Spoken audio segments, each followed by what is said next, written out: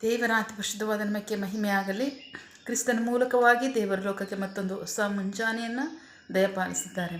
ಹಾಗಾಗಿ ನಾವು ದೇವರಿಗೆ ಕೃತಜ್ಞ ಹೃದಯ ಉಳ್ಳವರಾಗಿರೋಣ. ಈ ದಿನದ ಧ್ಯಾನ ದೇವರ ವಾಕ್ಯ ಕೀರ್ತನೆಗಳ ಭಾಗ 95ನೇ ಅಧ್ಯಾಯ 1ನೇ ವಾಕ್ಯದಿಂದ 7ನೇ ವಾಕ್ಯದವರೆಗೆ. ಸಾಮ್ಸ್ 95:1-7. ಬನ್ನಿರಿ, ಯೆಹೋವನಿಗೆ ಉತ್ಸಾಹ ಧ್ವನಿ ಮಾಡೋಣ, ನಮ್ಮ ರಕ್ಷಣೆಯ ಬಂಡೆಯಾಗಿರುವ ಆತನಿಗೆ ಜಯಧ್ವನಿ ಮಾಡೋಣ. ಧನ್ಯವಾದಗಳೊಡನೆ ಆತನ ಸನ್ನಿಧಿಯಲ್ಲಿ ಮುಂದೆ ಬಂದು ಕೀರ್ತನೆಗಳಿಂದ ಆತನಿಗೆ ಜಯಧ್ವನಿ ಮಾಡೋಣ. ಯೆಹೋವನು ದೊಡ್ಡ ದೇವರು, ಎಲ್ಲ ದೇವರುಗಳ ಮೇಲೆ ಮಹಾರಾಜನೂ ಆಗಿದ್ದಾನೆ. ಆತನ ಕೈಯಲ್ಲಿ ಭೂಮಿಯ ಆಳವಾದ ಸ್ಥಳಗಳು ಇವೆ. ಬೆಟ್ಟಗಳು ಬಲವೂ ಆತನದೇ, ಸಮುದ್ರವೂ ಆತನದು, ಆತನು ಅದನ್ನು ಸೃಷ್ಟಿಸಿದನು. ಆತನ ಕೈಗಳು ಒಣ ಭೂಮಿಯನ್ನು ರೂಪಿಸಿದವು. ಬನ್ನಿರಿ, ಆರಾಧಿಸೋಣ, ನಮ್ಮನ್ನು ಸೃಷ್ಟಿಸಿದ ಯೆಹೋವನ ಮುಂದೆ ಮೊಣಕಾಲೂರೋಣ. ದೇವರಿಗೆ ಸ್ತೋತ್ರ. Psalms 95:6. Come let us bow down and worship him.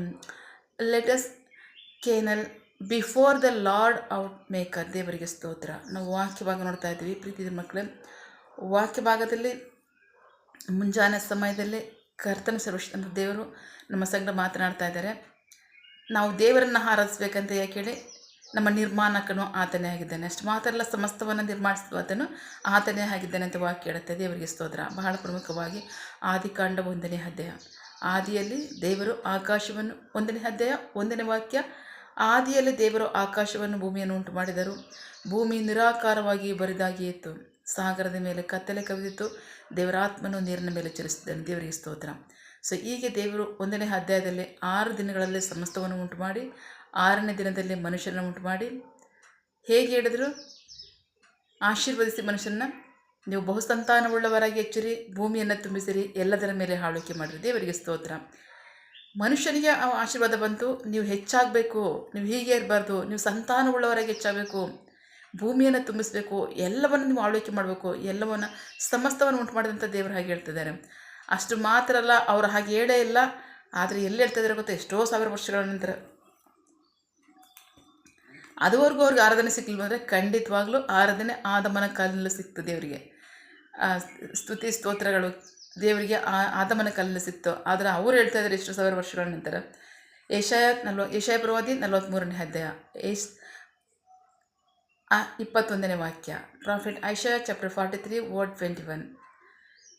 ನನ್ನ ಸ್ತೋತ್ರವನ್ನು ಪ್ರಚುರಪಡಿಸಲಿ ಎಂದು ನಾನು ಈ ಜನರನ್ನು ನನಗೋಸ್ಕರ ರೂಪಿಸಿದ್ದೇನೆ. ದೇವರಿಗೆ ಸ್ತೋತ್ರ. ಎಷ್ಟೋ ವರ್ಷಗಳ ನಂತರ ದೇವರು ಹೇಳ್ತಾರೆ.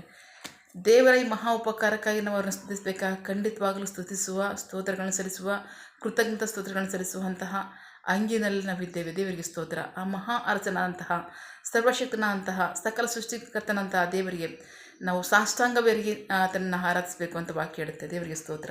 ನಾವು ನೋಡೋಣ 6ನೇ ವಾಕ್ಯ. ಬನ್ನಿರಿ, ಆರಾಧಿಸೋಣ, ನಮ್ಮನ್ನು ಸೃಷ್ಟಿಸಿದ ಯೆಹೋವನ ಮುಂದೆ ಮೊಣಕಾಲೂರೋಣ. ಮೊಣಕಾಲೂರಿ ಸಾಷ್ಟಾಂಗವೇರಿಗೆ ಕೃತಜ್ಞತಾ ಸ್ತೋತ್ರಗಳನ್ನು ನಾವು ಆತನಿಗೆ ಸಲ್ಲಿಸಬೇಕು ಅಂತ ವಾಕ್ಯ ಹೇಳುತ್ತೆ. ಆಮೇನ್. ಯಾಕೆ ಅಂತ 7ನೇ ವಾಕ್ಯ ಹೇಳುತ್ತೆ. ಆತನು ನಮ್ಮ ದೇವರು, ನಾವು ಆತನ ಪ್ರಜೆಗಳು, ಆತನು ಪರಿಪಾಲಿಸುವ ಮಂದೆಯೂ ಆಗಿದ್ದೇವೆ. ದೇವರಿಗೆ ಸ್ತೋತ್ರ. ಆತನ ಮಂದೆ ಆಗಿದ್ದೀವ, ಆತನ ಪರಿಪಾಲಿಸುವ ಮಂದೆ ಆಗಿ ಆತನ ಪ್ರಜೆಗಳಾಗಿದ್ದೀವ. ನಾವು ಋಣವುಳ್ಳವರಾಗಿದ್ದೀವಿ ದೇವರಿಗೆ ಸ್ತುತಿ ಸ್ತೋತ್ರಗಳನ್ನು, ಕೃತಜ್ಞತೆಗಳನ್ನು ಸಲ್ಲಿಸೋದಕ್ಕೆ. ಆಮೇಲೆ ನಂಬಿಗಸ್ತರಾಗಿ ದೇವರನ್ನ ಆರಾಧಿಸೋಣ, ಸವಿಹಾಯಿ ಕೂಡಿ ದೇವರನ್ನ ಆರಾಧಿಸೋಣ, ದೇವರಿಗೆ ಸ್ತುತಿ ಸ್ತೋತ್ರ ಮಹಿಮೆಗಳನ್ನು ಸಲ್ಲಿಸೋಣ. ಆತನಿಗೆ ಮಾತ್ರ ಮಹಿಮೆ ಸಲ್ಲಲಿ. ಆಮೇಲೆ ಪ್ರಾರ್ಥಿಸಿಕೊಳ್ಳೋಣ. ಸಕಲ ಸೃಷ್ಟಿಕರ್ತನೇ, ಸರ್ವಾಧಿಕಾರಿಯೇ, ಸಾರ್ವಭೌಮನೇ, ಉನ್ನತನೇ, ಮಹೋನ್ನತನೇ, ಮಹಾಪರಿಶುದ್ಧನೇ, ಪ್ರೀತಿ ಸ್ವರೂಪನೇ, ನೀತಿವಂತನೇ, ಅಧಿಪತಿಯೇ, ಸೇನಾಧೀಶ್ವರನೇ, ಇರುವಾತನೇ, ಸರ್ವವ್ಯಾಪಿ ಸಪ. ಇದನ್ನು ವಾಕ್ಯಗಳ ಮೂಲಕವಾಗಿ ನಮ್ಮ ಸಂಘ ಮಾತಾದಂತಹ ನಿಮ್ಮ ಪ್ರೀತಿಗಾಗಿ, ನಂಬಿಗಸ್ಗಾಗಿ ನಿಮಗೆ ಸ್ತೋತ್ರ. ಸಮಸ್ತವನ್ನು ಉಂಟು ಮಾಡಿ, ನಮ್ಮನ್ನು ಉಂಟು ಮಾಡಿ, ನಿನ್ನ ಪ್ರಜೆಗಳಾಗಿ ನಮ್ಮನ್ನು ಆರಿಸಿಕೊಂಡಿರುವಂತಹ ನಿಮ್ಮ ಪ್ರೀತಿಗಾಗಿ, ನಿಮ್ಮ ಕೃಪೆಗಾಗಿ, ನಂಬಿಗಸ್ಗಾಗಿ ನಾವು ಋಣವುಳ್ಳವರಾಗಿದ್ದೇವೆ. ನಿಮಗೆ ಕೃತಜ್ಞತಾ ಸ್ತೋತ್ರಗಳನ್ನು, ಮಹಿಮೆಯನ್ನು ಸಲ್ಲಿಸೋದಕ್ಕೆ. ಆಮೇನ್. ನಂಬಿಗಸ್ತನ ದೇವರೇ, ನಿಮಗೆ ಸ್ತೋತ್ರ. ನಿಮಗೆ ಮಹಿಮೆಯಾಗಲಿ, ನಮಗೆ ಆಶೀರ್ವಾದವಾಗಲಿ. ಆಮೇನ್.